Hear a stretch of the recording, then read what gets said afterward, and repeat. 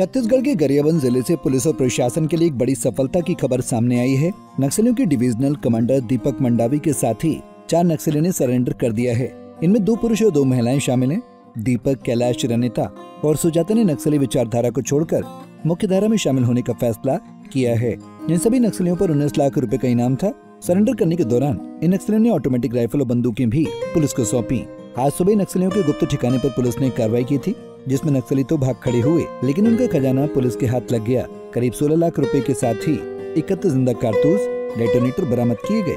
वहीं आत्मसमर्पण करने वाले नक्सलियों का कहना है कि वो अब तो तंग आ चुके हैं और मुख्य धारा में लौटना चाहते हैं। अभी नक्सल में परिस्थिति थोड़ा अभी अनुकूल है, मतलब रहने के समय में भी अभी उतना समय नहीं है। अगर अभी का परिस्थिति दुश्मन मतलब पुलिस लोग बहुत अभियान कर रहे हैं, इसलिए रहने का भी जगह उतना नहीं है और 3-4 बार अपना डेरा को बदलना पड़ता है। कितने सालों से आप नक्सली संगठन में हैं? मैं अभी 15 साल हो चुके हैं। पुलिस को लेके गए थे। आत्मसमर्पण आपने किया है, क्या सोचते उसके पीछे कारण क्या था? अभी तो यहाँ आत्मसमर्पण करने के बाद अभी मुझे कुछ खाने का पीने का थोड़ा सरकार दे रहे हैं। उधर तो थोड़ा तकलीफ भी है जंगल में। तो आज यहाँ आत्मसमर्पण किया, कैसा महसूस कर रहे हैं आप?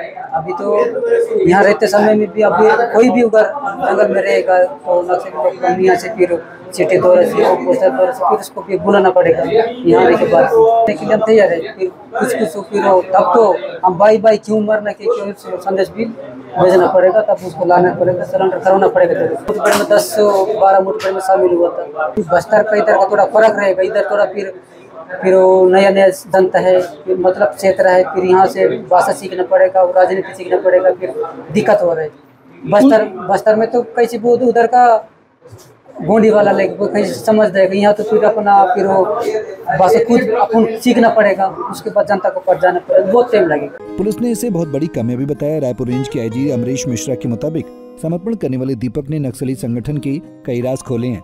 कई नक्सली अपनी अंतिम लड़ाई लड़ रहे हैं। बड़े नक्सली लगातार उन पर दबाव बनाए हुए हैं। बावजूद इसके सरकार की आत्मसमर्पण नीति से प्रभावित होकर सरेंडर करना ही उचित समझा और यही नहीं, कई और नक्सली भी समर्पण करना चाहते हैं। मैं बहुत बड़ी सफलता मानता हूँ इसे। 2 चीजें हुई हैं आज। एक तो 4 माओवादी कार्यकर्ताओं ने आत्मसमर्पण किया है, जो पिछले 1 दशक से ज्यादा से इस क्षेत्र में कार्यरत थे, हिंसा के विभिन्न घटनाओं में शामिल थे। उसमें से एक दीपक, जो कि DVCM लेवल का है, जो अपने SLR के साथ समर्पण किया है, और रणिता अपने सिंगल शॉट राइफल के साथ। 2 अन्य जो कार्यकर्ता हैं, उन्होंने अपने हथियार कैंप में छुपा दिए थे और उसे लेकर नहीं आ पाए, जिनका उन्हें बेहद अफसोस है। 4 कार्यकर्ताओं ने बताया है कि जितने भी युवा और युवती अभी भी नक्सलियों के साथ चल रहे हैं इस क्षेत्र के, वो बंदूक की नोक पे उनके साथ काम कर रहे हैं।